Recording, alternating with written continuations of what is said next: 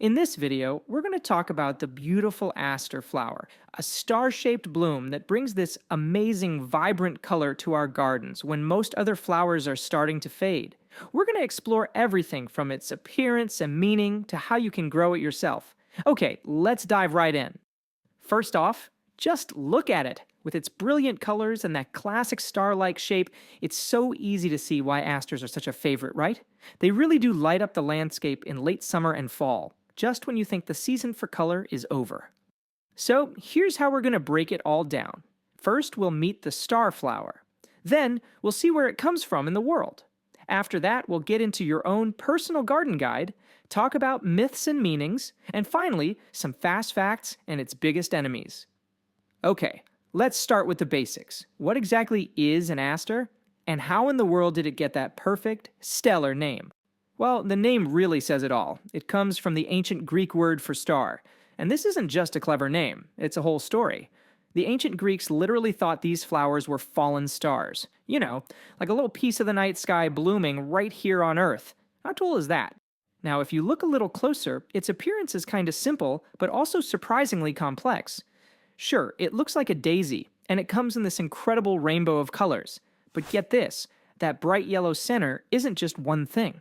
It's actually a super dense community of up to 300 tiny little flowers all packed together. This whole setup makes it an absolute feast for late-season pollinators like bees and butterflies. And don't let their delicate look fool you. These plants can have a serious presence. I mean, while a lot of the ones in our gardens are a pretty manageable size, some types can shoot up to a towering 2.4 meters tall. Can you imagine it? A whole wall of star-shaped color as a backdrop in your garden.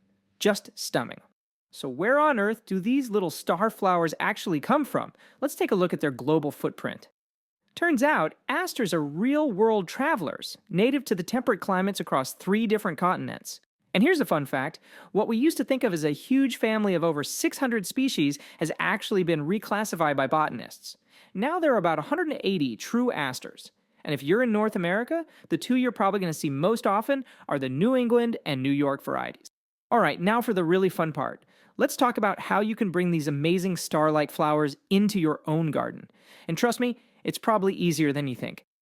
Growing healthy, vibrant asters really just comes down to 5 simple things. First, they are sun lovers, so find a nice, bright spot. Second, get that soil ready. They love good drainage and lots of rich compost. Third, give them some room to breathe. This helps with air circulation. Fourth, water them smart. You want moist soil, but never soggy. And finally, here's a little pro tip for you. It's called the Chelsea chop. If you pinch back the stems before midsummer, you'll get a much bushier plant with way more flowers in the fall. And you know, here's one of the absolute best things about planting asters. You're not just planting for one season. Nope, most of them are perennials.